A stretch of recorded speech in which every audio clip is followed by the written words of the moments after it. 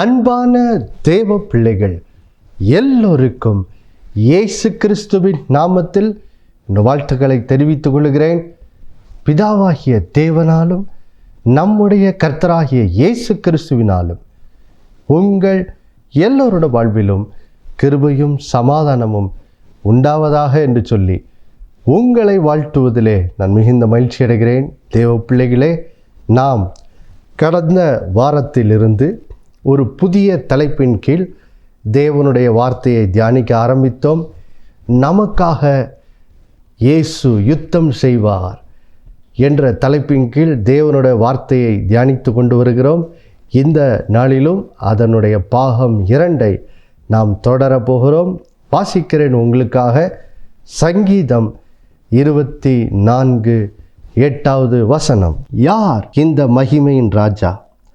அவர் வல்லமையும் பராக்கிரமுள்ள கர்த்தர்.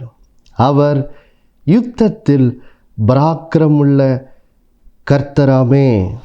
தேவ பிள்ளைகளே, இங்கே சங்கீதக்காரனாகிய தாவீது நம்முடைய ஆண்டவரை குறித்த, அவருடைய குணாதிசயத்தை குறித்த ஒரு வெளிப்பாட்டை இங்கே என்ன செய்கிறார்? அவர் எழுதுகிறார். இந்த சத்தியத்தின் வெளிச்சம் வேதத்தின் ஆரம்பத்திலிருந்தே வேதத்தில் பிரசங்கிக்கப்படுகிறது. அந்த சத்தியத்திலிருந்து தான் இங்கே சங்கீதக்காரன் இந்த சங்கீதத்திலே அதை என்ன செய்கிறார்? எழுதுகிறார். நம்முடைய கர்த்தர் எப்படிப்பட்டவராம் பாருங்கள் தேவ பிள்ளைகளே. அதான் வேதம் கேட்குது, யார் இந்த மகிமையின் ராஜா? நம்முடைய தேவன் யார் அப்படின்னு ஒரு கேள்வி கேட்டுட்டு பாருங்கள், வேதமே அதுக்கு பதில் சொல்லுது. அவர் வல்லமையும் பராக்கிரமுள்ள கர்த்தர். அவர் யுத்தத்தில் பராக்கிரமுள்ள கர்த்தராமே. ஆம் பிரியமானவர்களே, நம்முடைய கர்த்தர் வல்லமையுள்ளவராக இருக்கிறார், பராக்கிரமம் நிறைந்தவராக இருக்கிறார். பாருங்க, பராக்கிரமம் என்பது அது தேவனுடைய வல்லமை, எப்படிப்பட்ட வல்லவர் என்பதை உணர்த்தும் இன்னொரு வார்த்தை பாருங்கள். குறிப்பாக இது அது அவர் யுத்தத்தில் எப்படிப்பட்ட வல்லமையுள்ளவர் என்பதை வெளிப்படுத்தும் ஒரு வார்த்தையாக என்ன செய்கிறது? இருக்கிறது. அப்போது பாருங்க, இங்கே வேதம் சொல்லுகிற ஒரு யுத்தத்தில் பராக்கிரமுள்ள கர்த்தராமே. ஆங்கிலத்தில் பராக்கிரமம் என்ற வார்த்தைக்கு மைட்டி, வல்லமையுள்ளவர். அவர் யுத்தத்தில் வல்லமையுள்ளவர் என்ற ஒரு வார்த்தை என்ன செய்கிறது? வருகிறது பாருங்கள். அப்போது பாருங்கள் தேவ பிள்ளைகளே, இன்றைக்கு இந்த வார்த்தை தான் கர்த்தர் நம்மோடு பேசுகிற வார்த்தையாக என்ன செய்கிறது? இருக்கிறது. இந்த வார்த்தை எப்படி நம்மளோடு ஆண்டவர் பேசுகிறார்? இந்த வார்த்தைக்கு இணையான இன்னொரு வேத வசனத்தை நான் உங்களுக்கு வாசிக்கிறேன். இதே மாதிரி ஒரு வார்த்தையைத்தான் பாருங்கள், இஸ்ரேல் ஜனங்கள் மிகவும் அடிமைத்தனத்தின் மத்தியிலே வாழ்ந்து கொண்டு எதிரிகளால் நெருக்கப்பட்டு மிகுந்த கஷ்டத்தை இஸ்ரேல் தேசம் அனுபவித்து கொண்டிருந்த ஒரு நாட்கள் அது. இஸ்ரேல் ஜனங்கள் கர்த்தரை விட்டு வழி விலகி அதன் நிமித்தம் எதிராளிகள் அவர்களுடைய தேசத்துக்குள் புகுந்து இவர்களுடைய வயல்வெளியெல்லாம் அழித்து இவர்களுடைய தேசத்தின் உணவு தேவைக்காக விதைத்த அந்த தானியங்கள் எல்லாவற்றையும் அழித்து இப்படியாக தேசத்தின் ஜனங்களுக்கு மிகுந்த வேதனையை உண்டு பண்ணி கொண்டிருந்த ஒரு காலம் அது. என்ன காலம் அது? வேதத்திலே அது நியாயாதிபதிகளின் காலம் என்று அழைக்கப்படுகிறது. நியாயாதிபதிகள் காலம் என்றால் என்ன? வேதத்தில் பாருங்கள், யோசுவாவின் தலைமையில், மோசேக்கு பின்பு யோசுவாவின் தலைமையின் கீழ் இஸ்ரேல் ஜனங்கள் கானானை சுதந்திரிக்கிறார்கள். பின்பு யோசுவாவோடு இருந்த அந்த இஸ்ரேல் தேசத்தின் மூப்பர்களும் மரித்து விடுகிறார்கள்.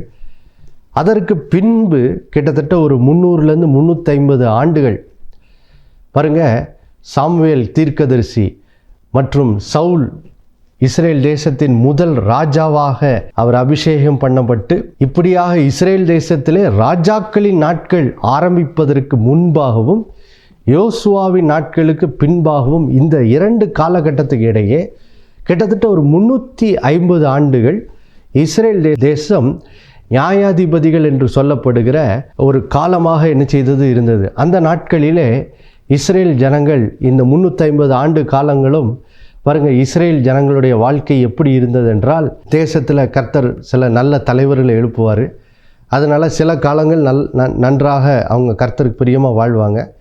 பின்பு அந்த நியாயாதிபதி என்ற அந்த தலைவர் மரித்த பின்பு இஸ்ரேல் ஜனங்கள் என்ன செய்வாங்க, கர்த்தரை விட்டு வழி விலகி அவர்கள் பாவம் செய்து கர்த்தருக்கு பிரியமில்லாத காரியத்தெல்லாம் செஞ்சு இப்படி கர்த்தருக்கு விரோதமாக அவங்க பாவம் செய்கிறதுனால பார்த்திங்கன்னா தேசத்தின் எதிரிகள் அண்டை நாட்டில் உள்ள பாருங்கள் சில ஜனக்கூட்டங்கள் படையெடுத்து வந்து தேசத்துக்குள்ளே வந்து அவர்கள் பாருங்கள் இஸ்ரேல் ஜனங்களை மிகவும் கொடுமைப்படுத்தி வேதனைப்படுத்தி அவர்களை கீழ்ப்படுத்தி இப்படி பாருங்கள் இஸ்ரேல் ஜனங்கள் என்ன செய்வார்கள், பாவம் செய்கிறது மூலமாக எதிராளிகளால் வரும் துன்பங்களை என்ன செய்வார்கள், அனுபவிப்பார்கள். அப்படி அனுபவிக்கும் போது பாருங்கள் இஸ்ரேல் ஜனங்கள் அப்புறம் கடைசியில் பாருங்கள் அவங்களுடைய பாவத்தை உணர்ந்து கர்த்தரை நோக்கி என்ன செய்வாங்க, கூப்பிடுவாங்க. கூப்பிடும்போது கர்த்தர் அவர்களுக்கு எதிராளி கையிலிருந்து அவர்களை காப்பாற்றுவதற்கு மறுபடியும் ஒரு தலைவரை என்ன செய்வார், எழுப்புவார். அந்த தலைவர்கள் பேர் தான் நியாயாதிபதி என்று வேதம் என்ன செய்கிறது, அழைக்கிறது. இப்படிப்பட்ட ஒரு காலம் பாருங்கள், நியாயாதிபதிகள் 6ஆம் அதிகாரத்தில் இஸ்ரேல் ஜனங்கள் இப்படி கர்த்தருக்கு விரோதமாய் பாவம் பண்ணி மீதியானியர்கள் என்ற ஒரு ஜனக்கூட்டத்தின் மூலமாக பாருங்கள் தேசத்தில் மிகவும் துன்பத்தை என்ன செய்கிறாங்க, அனுபவித்து கொண்டிருக்கிறாங்க. இந்த மீதியானிகள் என்ன செய்வாங்கன்னா, இவர்களுடைய வயல்வெளிகள் எல்லாம் நல்ல பாருங்கள் அது தானியங்கள் அந்த தானிய செடிகள் எல்லாம் வளர்ந்து அது அறுவடை காலத்துக்கு ஆயத்தமாக இருக்கிற காலத்தில் உள்ளே வந்து தேசத்தின் தானியங்கள் எல்லாவற்றையும் வயல் விளைச்சல் எல்லாவற்றையும் அழித்து போட்டு இப்படி இதன் மூலம் பார்த்திங்கன்னா இஸ்ரேல் ஜனங்கள் மீதியானியர் கையில் மிகவும் துன்பத்தை அனுபவித்து கொண்டிருந்த ஒரு காலம் அது. அப்போது கர்த்தர் என்ன பண்ணுகிறாரு, இஸ்ரேல் ஜனங்களை மீதியானியர் கையிலிருந்து விடுவிப்பதற்காக கிதியோன் என்னும் ஒரு மனுஷனை என்ன செய்கிறார், இப்பொழுது எழுப்புகிறார். இந்த கிதியோன் யார்? இவன் ஒரு சாதாரண மனுஷன், மிகவும் ஒரு சாதாரண மனுஷன். ஆதலால் அவனோடு கூட கர்த்தர் என்ன செய்கிறார், பேசுகிறார். பேசும்போது தான் இந்த சங்கீதம் 24 அந்த 8வது வசனத்தில் பயன்படுத்துகிற அதே வார்த்தைகளை கர்த்தர் இங்கே என்ன செய்கிறார், இந்த கிதியோனோடு என்ன செய்கிறார், பேசுகிறார். பாருங்கள், நான் வாசிக்கிறேன். நியாயாதிபதிகள் 6ஆம் அதிகாரம் 12வது வசனம். கர்த்தருடைய தூதனானவர் அவனுக்கு தரிசனமாகி, பராக்கிரமசாலியே, கர்த்தர் உன்னோடே இருக்கிறார் என்றார். பாருங்களுடைய பிள்ளைகளே, இங்கே கர்த்தர் கிதியோன் என்ற ஒரு சாதாரண மனுஷனை இஸ்ரேல் ஜனங்களை மீதியானியர் கையிலிருந்து விடுவிப்பதற்கு ஒரு தலைவனாக என்ன செய்யணும், எழுப்பணும். ஒரு யுத்த தலைவனாக இவனை என்ன செய்யணும், எழுப்பணும். இவன் இயற்கையாக இவன் ஒரு சாதாரண மனுஷன், ஆனால் இவனை ஒரு யுத்த புருஷனாக, ஒரு பெரிய யுத்தத்தில் வல்லவனாக இந்த கிதியோனை என்ன செய்யணும், மாற்றணும். அப்போது கர்த்தர் என்ன பண்ணுறாரு, அவனை மாற்றுவதற்காக என்ன பண்ணுகிறாரு பாருங்கள், கர்த்தர் தாம் யார் என்ற வெளிப்பாட்டை கிதியோனுக்கு என்ன செய்கிறார், கொடுக்கிறார். என்ன சொல்கிறாரு, கிதியோனை பார்த்து சொல்கிறாரு, பராக்கிரமசாலியே, கர்த்தர் உன்னோடு என்ன செய்கிறார், இருக்கிறார். பராக்கிரமசாலினா என்னது பாருங்கள், அது அதாவது இப்படி சொல்கிறாரு, ஏ வல்லமை படைத்தவனே, யுத்தத்தில் வல்லவனே, கர்த்தர் உன்னோடு இருக்கிறார்.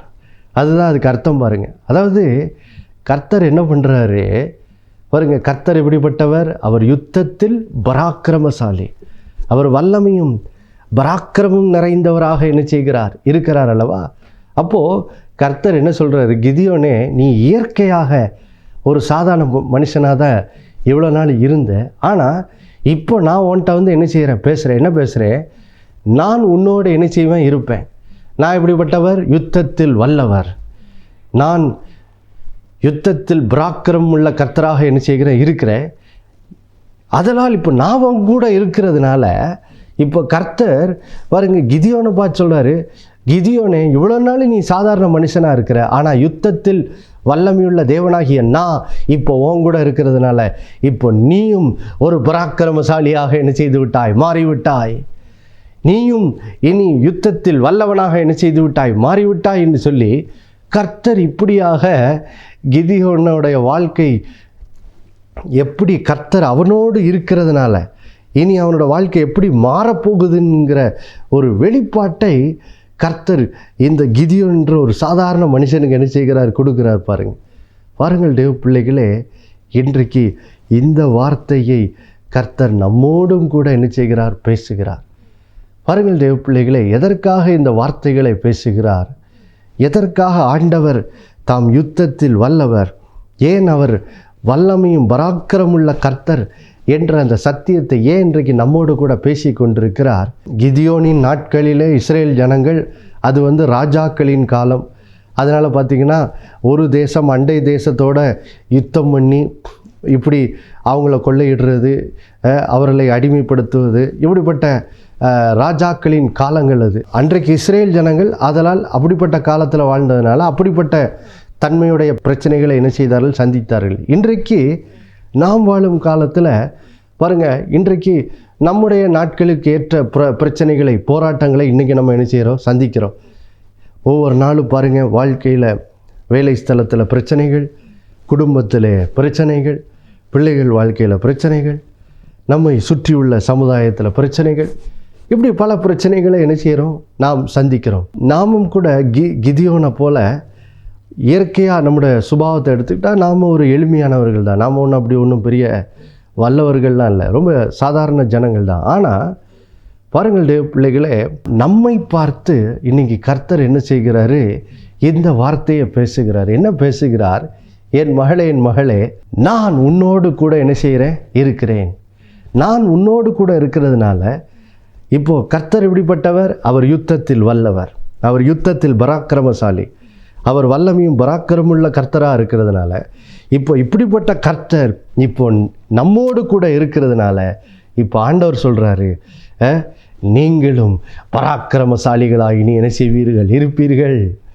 இனி நீங்களும் பலவீனர்கள் அல்ல, நீங்கள் பலவான்கள், நீங்கள் வல்லமையுள்ளவர்கள் அப்படின்னு சொல்லி கர்த்தர் இன்னைக்கு நம்மையும் கிதியோனை போல என்ன செய்கிறார், அழைக்கிறார். எதற்காக அழைக்கிறாரு, நாம் வாழ்கிற இந்த காலத்தில் பாருங்கள், இன்றைக்கு சமுதாயத்தில் நாம் பொதுவாக ஜனங்களுடைய வாழ்க்கையை பார்க்கும்போது பாருங்கள், இன்றைக்கு ஜனங்கள் வாழ்க்கையின் அன்றாட போராட்டங்களை சந்தித்து இன்றைக்கு அநேகர் மனமுடைந்து போயிருக்கிறாங்க, சோர்ந்து போய் இன்றைக்கி அநேகர் காணப்படுகிறதை பார்க்க முடிகிறது.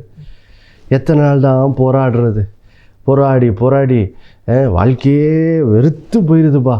இப்படி தான் இன்றைக்கி அநேகருடைய வாழ்க்கையின் நிலை என்ன செய்கிறது இருக்கிறது.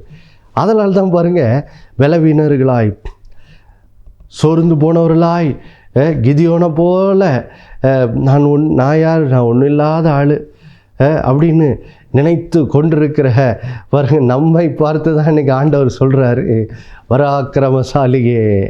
பராக்கிரமசாலியே கர்த்தர் உன்னோடு என்ன செய்கிறார், இருக்கிறார். இனி நீங்கள் எந்த போராட்டங்களை இதுவரையிலும் வாழ்க்கையிலே எந்த போராட்டங்களை கண்டு நீங்கள் சோர்ந்து போய் உட்கார்ந்துருந்தீங்களோ, எத்தனை நாள் தான் இந்த வாழ்க்கையை இன்னும் போராடுறது அப்படின்னு சொல்லி சோர்ந்து போய் இருக்கிற உங்களை பார்த்து தான் இன்றைக்கி கர்த்தர் பேசுகிறார். பராக்கிரமசாலியே கர்த்தர் உன்னோடு இருக்கிறார், கர்த்தர் உன்னோடு இருக்கிறார். அவர் என்ன சொல்கிறார், இது சொல்லிட்டு பாருங்கள், கிதியோனுக்கு பேசுகிற வார்த்தையை தான் நம்மையும் பார்த்து பேசுகிறார். நியாயாதிபதிகள் 6ஆம் அதிகாரம் 16வது வசனத்தில் கர்த்தர் பாருங்கள், கிதியோனை பார்த்து சொன்னார். அதற்கு கர்த்தர், நான் உன்னோடு கூட இருப்பேன், ஒரே மனுஷனை முறியடிப்பது போல நீ மீதியானியரை முறியடிப்பாய். பாருங்கள், அன்றைக்கு இஸ்ரேல் ஜனங்களுக்கு முன்னாடி இருந்த பிரச்சனை, அவர்களுடைய அண்டை தேசமாகிய மீதியான் என்னும் தேசம், அவர்கள் படையெடுத்து தேசத்தை இப்படி நாசப்படுத்தி இப்படி ஜனங்களை வேதனைப்படுத்தி கொண்டிருந்தாங்க. அதே போல் இன்றைக்கி நம்முடைய வாழ்க்கையில் நாம் சந்திக்கிற அன்றாட வாழ்க்கை பிரச்சனைகள் என்ன செய்கிறது இருக்கிறது. இப்போ கர்த்தர் என்ன சொல்கிறாரு, அவர் நம்மோடு கூட இருக்கிறபடியால் ஒரு மனுஷனை முறியடிக்கிறது போல கர்த்தர் சொல்கிறார், நீங்கள் இனி உங்கள் வாழ்விலே அன்றாட வாழ்க்கையில் சந்திக்கிற எந்த போராட்டமாக இருந்தாலும் சரி, அந்த போராட்டத்தின் மேல் நீங்கள் ஜெயம் கொள்வீர்கள், அந்த பிரச்சனைகளை முறியடிப்பீர்கள் என்று கர்த்தர் இன்றைக்கு நம்மோடு கூட ஒரு நம்பிக்கையின் வார்த்தை என்ன செய்கிறார், பேசுகிறார் பாருங்க. ஹல்லேலூயா, ஹல்லேலூயா. எவ்வளோ பெரிய ஒரு சந்தோஷமான செய்தி பாருங்கள் தேவ பிள்ளைகளை. பாருங்கள், இனி நாம் நம்மை பலவீனர்களாக என்ன செய்யக்கூடாது, உணரக்கூடாது. ஏன்னா இந்த இடத்துல கர்த்தர் பேசுகிற வார்த்தை என்னென்னா, கர்த்தர் நம்மோடு கூட என்ன செய்கிறார், இருக்கிறார். அதை தான் கடந்த வார நிகழ்ச்சியில் பார்த்தோம். இயேசு மத்தேயு 28:20 சொல்லுகிறார் அல்லவா, இதோ உலகத்தின் முடிவு பரியந்தம் சதா நாட்களிலும் நான் உங்களோடு என்ன செய்வேன், இருப்பேன்னு சொன்னார் அல்லவா. அப்போது அதை தான் இங்கே பாருங்கள், இந்த நியாயாதிபதிகள் 6:14 வாசிக்கிறோம். கர்த்தர் நம்மோடு கூட இருக்கிறபடியால் நாம் பராக்கிரமசாலிகளாக என்ன செய்கிறோம், இருக்கிறோம். நம்முடைய பிரச்சனைகளை இனி முறியடிக்கிறவர்களாக இருப்போம் என்று கர்த்தர் நமக்கு ஒரு வாக்குத்தத்த வார்த்தையாக இந்த வார்த்தையை இன்றைக்கு நம்மோடு கூட என்ன செய்கிறார், பேசுகிறார் பாருங்கள். அப்போது பாருங்கள் தேவ பிள்ளைகளே, இந்த வார்த்தையினால் நாம் இன்றைக்கி என்ன செய்யணும், திடன் கொள்ள வேண்டும், நாம் பலன் கொள்ள வேண்டும். கடந்த வாரத்தில் யோசுவாவோடு பேசின வார்த்தையை மறுபடியும் நம்ம இந்த வாரத்தில் நினைப்பூட்டி கொள்ளலாம். யோசுவா 1ஆம் அதிகாரம் 5-6 வசனத்தை வாசிக்கிறேன் பாருங்கள். அதாவது 5வது வசனத்தின் பின்பகுதியிலிருந்து, நான் மோசையோடு இருந்தது போல உன்னோடும் இருப்பேன், நான் உன்னை விட்டு விலகுவதும் இல்லை, உன்னை கைவிடுவதும் இல்லை, பலன் கொண்டு திடமனதாயிரு. பாருங்க, கர்த்தர் யோசுவாவோடு சொன்ன வார்த்தையை திரும்பவும் கர்த்தர் நினைப்பூட்டுகிறார். ஆண்டவர் யோசுவாவை பார்த்து சொன்னார், யோசுவாவே, நான் மோசையோடு இருந்தது போல் உன்னோடு என்ன செய்வேன், இருப்பேன், ஆதலால் நீ என்ன செய், பலன் கொண்டு திடமனதாக என்ன செய், இருன்னு கர்த்தர் என்ன செய்கிறார், சொல்லுகிறார். அப்போது பாருங்கள் தேவ பிள்ளைகளே, இன்றைக்கி ஆண்டவர் நம்மையும் பார்த்து அந்த வார்த்தையை தான் என்ன செய்கிறார், சொல்கிறார். ஆண்டவர் சொல்கிறாரு, நான் உன்னை விட்டு விலகுவதும் இல்லை, உன்னை கைவிடுவதும் இல்லை, ஆதலால் நீ என்ன பண்ணு, பலன் கொண்டு என்ன செய், திடமனதாக இருன்னு சொல்கிறார் பாருங்கள். பாருங்கள், அந்த வார்த்தையை எங்கே சொல்கிறாரு பாருங்கள் தேவ பிள்ளைகளே.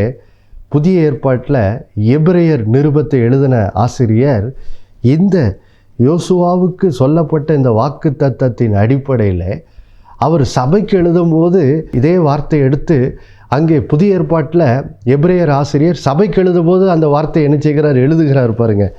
வாசிக்கிறேன் உங்களுக்கு. புதிய ஏற்பாட்டில் எபிரேயர் நிருபம் 13வது அதிகாரம் 5-6 வசனங்களை நான் உங்களுக்கு வாசிக்கிறேன். 5வது வசனத்தின் பின்பகுதியிலிருந்து வாசிக்கிறேன்.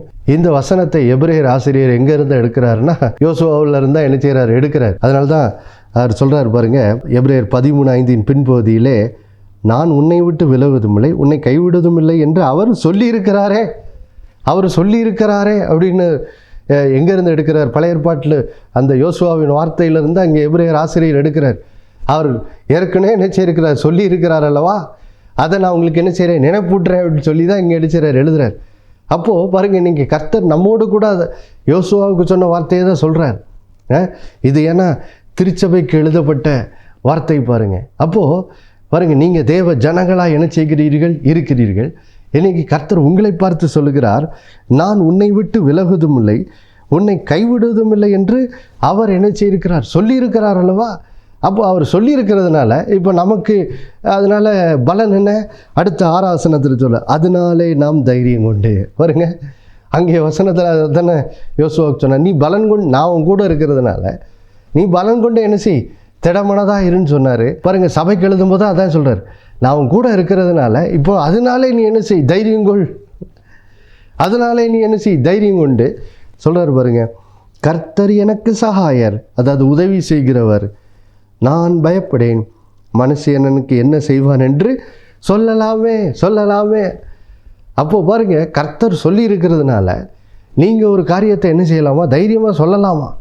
என்ன சொல்லலாம், கர்த்தர் என் கூட இருக்கிறதுனால இப்போ நான் பலன் கொண்டு திடமனதாக இருந்து நம்முடைய வாழ்வில் அன்றாட போராட்டங்கள் வரும்போது நீங்கள் தைரியமாக என்ன செய்யலாமா, சொல்லலாமா, கர்த்தர் எனக்கு உதவி செய்கிறவர், நான் இந்த அன்றாட வாழ்க்கையின் பிரச்சனைகளை பார்த்து என்ன செய்ய போகிறதில்ல, பயப்பட போகிறதில்ல, மனுஷன் எனக்கு என்ன செய்ய முடியும், என் வாழ்க்கையின் துன்பங்களை எனக்கு என்ன செய்ய முடியும்னு சொல்லி நம்ம தைரியமாக என்ன செய்யலாம், சொல்லலாமே.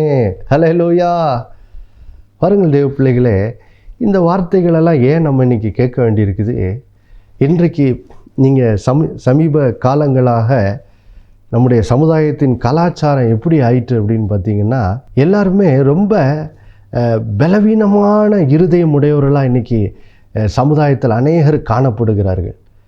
ஒரு காலத்துலலாம் பார்த்திங்கன்னா, ஒரு 30-40 வருஷத்துக்கு முன்னாடிலாம் பார்த்திங்கன்னா, அதாவது ஜனங்கள்லாம் கொஞ்சம் திடமனதாக இருப்பாங்க. அப்போ கூட கொஞ்சம் திடமனதாலாம் இருப்பாங்க. ஆனால் இப்போ பார்த்திங்கன்னா, எல்லா விதத்துலேயும் இன்றைக்கி உலகத்தில் பார்க்கும்போது பாருங்கள், தொழில்நுட்பம் பெருகிவிட்டது. நாம் நல்ல ஒரு வசதியான சமுதாயத்தில் வாழ்கிறோம். யோசித்து பாருங்கள், ஒரு 50 ஆண்டுகள் 60 ஆண்டுகள் முன்னாடிலாம் ஒரு கிராமத்துலேருந்து இன்னொரு ஊருக்கு போகணுன்னா, சமீபத்தில் நான் ஒரு சகோதரனோடு பேசிகிட்டு இருந்தேன். அப்போ அவர் சொன்னார், எங்கள் அப்பா வந்து வயல் வேலைக்காக அவங்க ஆறுமணேரி பக்கத்தில் அவங்க கிராமத்தில் இருந்து பார்த்திங்கன்னா புதியமுத்தூர் பக்கத்தில் ஒரு கிராமத்துக்கு போவாங்களாம். எப்படின்னா வண்டி மாட்டை கட்டிக்கிட்டு என்ன செய்வாங்களாம், மாட்டு வண்டியில் போவாங்களாம் பாருங்கள். 40 ஆண்டுகள் முன்னாடிலாம் இன்றைக்கி இருக்கிற வசதிகள்லாம் என்னது, அவ்வளோ இல்லை. ஆனால் அன்றைக்கு கூட ஜனங்கள் திடமனதாக என்ன செய்தாங்க இருந்தாங்க. ஆனால் இன்றைக்கி பாருங்கள், வசதிகள் பெருகிவிட்டது, தொழில்நுட்பம் பெருகிவிட்டது. ஒரு காலத்தில் ஒருத்தர்கிட்ட பேசணுன்னா கடிதத்தை எழுதி முதல்ல அந்த கடிதம் அவங்களுக்கு போய் சேரணும், அதுக்கப்புறம் அவங்க திரும்ப கடிதம் எழுதி நமக்கு திரும்ப எழுதணும், பல நாட்கள் ஆயிரும். ஆனால் இன்றைக்கி பாருங்கள், செல்ஃபோன் இருக்குது, டக்குன்னு கால் பண்ணி உடனே என்ன செய்தெல்லாம் பேசிடலாம். எல்லா வசதிகள் தொழில்நுட்பம்லாம் பெருகிருச்சு. ஆனால் மக்கள் தான் பாருங்கள் இன்றைக்கி வந்து ரொம்ப ஒரே வார்த்தையில் சொன்னால் தொட்டாச்சினியாக தான் என்ன செய்கிறாங்க இருக்கிறாங்க. ஏதாவது ஒரு பிரச்சனை வந்துட்டோம் உடனே அப்படி பார்த்திங்கன்னா டக்குன்னு அவங்களுக்கு பலன் இழந்து போயிடுறாங்க, சோர்ந்து போயிடுறாங்க, ரொம்ப பார்த்திங்கன்னா மனம் உடைந்து போயிடுறாங்க. திடமனதே இல்லாத ஒரு காலத்தில் நம்ம என்ன செய்கிறோம், வாழ்ந்து கொண்டு இருக்கிறோம். யாராவது ஒருத்தர் சொல்லிடக்கூடாது, உடனே பார்த்திங்கன்னா இருதயம் சோர்ந்துருது ஜனங்களுக்கு. அவங்க என்ன இப்படி சொல்லிட்டாங்க அப்படின்னு சொல்லி இருதயத்தில் கசந்து கொள்வது. இப்படி பாருங்கள், ஒரு திடமனது இல்லாத ஒரு காலத்தில் என்ன செய்கிறோம், வாழுகிறோம் பாருங்கள். அதனால தான் கர்த்தர் இந்த வார்த்தைகளை நம்மோடு கூட என்ன செய்கிறார், பேசுகிறார். ஆண்டவர் இன்றைக்கி நம்மோடு பேசுகிற வார்த்தை என்ன, அருமையான தேவ ஜனங்களே, இனியும் நாம் இப்படி பலவீன இருதயமுடையவர்களாக நாம் என்ன செய்ய முடியாது, வாழ முடியாது. ஏனென்றால் வேதம் கடைசி காலம் எப்படிப்பட்டதாக இருக்குன்னு சொல்லியிருக்குது. ஒரு போராட்டம் நிறைந்த நாட்களாய் தான் இருக்கும் என்று இந்த கடைசி காலத்தை குறித்து வேதம் தீர்க்கதரிசனம் சொல்லுகிற இடத்துலலாம் அப்படி தான் என்னது போட்டிருக்குது. மத்தேயு 24ஆம் அதிகாரம், மார்க்கு 13, லூக்கா 21 மற்றும் 2 தீமோத்தேயு 3ஆம் அதிகாரம், இப்படிப்பட்ட இடங்களில் கடைசி நாட்களை குறித்த கடைசி நாட்கள் எப்படி இருக்கும் என்று வேதம் தீர்க்க தரிசனமாய் உரைக்கும்போது எவ்வளோ போராட்டம் நிறைந்த காலமாக இருக்கும்னு அங்கே என்னது வேதம் சொல்லியிருக்குது பாருங்க. அப்போது நாம் வாழுகிற இந்த காலகட்டத்தில் நாம் பலவீன இருதயமாய், மிக எளிதில் சோர்ந்து போகிற இருதயமாய் நாம் அப்படி வாழ்ந்தால் நம்மால் இந்த பூமியில் ஒரு வெற்றிகரமான வாழ்க்கை என்ன செய்ய முடியாது, வாழ முடியாது. அதனால தான் இன்றைக்கி கர்த்தர் நம்மை பார்த்து பேசுகிறார் பாருங்கள். நீங்கள் பலன் கொண்டு திட மனதுள்ளவர்களாக என்ன செய்யணும், மாற வேண்டும். நீங்கள் பலன் கொண்டு திட மனதுள்ளவர்களாய் மாற வேண்டும். அப்படி மாறினாதான் இந்த கடைசி காலத்தில் நாம் ஒவ்வொரு போராட்டங்களை சந்திக்கும் போது அவைகளை வெற்றியாய் சந்தித்து அவைகள் மேல் என்ன செய்ய முடியும், நாம் ஜெயிக்கிறவர்களாக என்ன செய்ய முடியும், வாழ முடியும். இல்லைன்னா பாருங்கள், ஒவ்வொரு போராட்டத்தையும் சந்திக்கும் போது சோர்ந்து போய் மனம் உடைந்து போய் பாருங்கள் பலவீனர்களாகி கடைசியில் பாருங்கள் பிரச்சனைகள் தான் நம்மளை போட்டு என்ன செய்யும், நசுக்கி கொண்டிருக்கும். அந்த மீதியானியர்கள் எப்படி ஒரு கிதியோன் தான் ஒரு பராக்கிரமசாலி என்று உணர்ந்து அவன் கர்த்தருடைய வார்த்தைக்கு கீழ்ப்படிந்து எழும்பி பிரகாசிக்கிற வரைக்கும் மீதியானியர்கள் பார்த்திங்கன்னா இஸ்ரேல் ஜனங்களை போட்டு அடிமைப்படுத்தி கொண்டு தான் இருந்தாங்க. அதே போல் தான் நீங்கள் கர்த்தர் என் கூட இருக்கிறார், கர்த்தர் எனக்குள் வாழுகிறார். அவர் யார்? அவர் யுத்தத்தில் வல்லவர், அவர் பராக்கிரமமும் அவர் வல்லமை நிறைந்தவராயிருக்கிறார் என்ற அந்த சத்தியத்தை உணர்ந்து இந்த கர்த்தர் என் கூட இருக்கிறாரு அப்படிங்கிறத உணர்ந்து நீங்கள் பலன் கொண்டு திடமனதாக மாறும் வரைக்கும் பாருங்கள் பிரச்சனைகள் உங்களை போட்டு என்ன செய்ய அமுக்கிக்கிட்டு தான் இருக்கும். பிரச்சனைகள் உங்களை பலவீனப்படுத்தி கொண்டு தான் இருக்கும். நீங்கள் சோர்ந்து போய்கிட்டே தான் என்ன செய்ய வேண்டியிருக்கும், இருக்க வேண்டியிருக்கும். அதனால தான் கர்த்தர் இந்த வார்த்தைகளை நம்மோடு பேசுகிறார். அவர் சொல்கிறாரு, என் மகனே என் மகளே, இது சோர்ந்து போயிருக்கும் காலம் அல்ல, இது மனம் உடைந்து போயிருக்கும் காலம் அல்ல. ஒவ்வொரு பிரச்சனையை பார்த்து யாரோ ஒருத்தர் பேசுகிற வார்த்தையை பார்த்துட்டு எப்பவும் உள்ளத்திலே துக்கம் அடைகிறது, சோர்ந்து போகிறது, இப்படிப்பட்ட காலம் அல்ல இது. இது எப்படிப்பட்ட காலம்? நம் பலன் கொண்டு திடமனதாயிருந்து கர்த்தர் என் கூட இருக்கிறார், ஆதலால் அவர் பராக்கிரம் வல்லமையுள்ள கர்த்தர், அவர் யுத்தத்தில் வல்லவராயிருக்கிறபடினால் இந்த கர்த்தர் என் கூட இருக்கிறதுனால இப்போ நானும் ஒரு பராக்கிரமசாலி என்ற அந்த சத்தியத்தின் உணர்வுள்ளவர்களாய், அந்த சத்தியத்தின் உணர்வினால் இப்போ பலன் கொண்டு திடமனதாய் வாழுகிற ஒரு நபராய் நாம் மாற வேண்டிய காலத்தில் நாம் என்ன செய்கிறோம்? வாழுகிறோம் பாருங்க. நாம் பலன் கொண்டு திடமனதுள்ளவர்களாய் நீ இருக்க வேண்டும். நாம் கர்த்தர் என் கூட இருக்கிறார் என்று உணர்ந்து நாம் தைரியம் கொண்டவர்களாக என்ன செய்ய வேண்டியிருக்கு? மாற வேண்டியிருக்குது. அப்போனா தான் நாமும் கர்த்தர் என் கூட இருக்கிறார் என்ற சத்தியத்தை உணர்ந்து நாம் பிரச்சனைகளை ஜெயிக்கிறவர்களாய் நம்முடைய வாழ்க்கை என்ன செய்யும்? மாறும் பாருங்கள் தேவ பிள்ளைகளை. ஆதலால் இன்றைக்கு ஆண்டவர் நம்மை பார்த்து சொல்லுகிற வார்த்தை இதுதான்.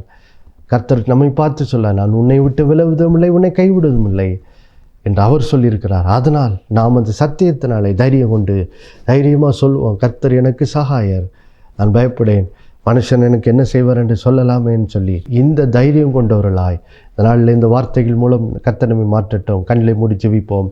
அன்புள்ள பரலோக பிதாவே, கர்த்தர் இயேசு கிறிஸ்துவின் மூலமாக நம்முடைய சமூகத்தில் வருகிறோப்பா. நாளில் எங்களோடு பேசிய நம்முடைய வார்த்தைக்காக நன்றி ஆண்டவரே. நாங்கள் இந்த உலகத்திலே ஆண்டவரே ஒவ்வொரு நாளும் ஒவ்வொரு விதமான போராட்டங்களை சந்திக்கிற ஒரு வாழ்க்கையில் வாழுகிறோம்.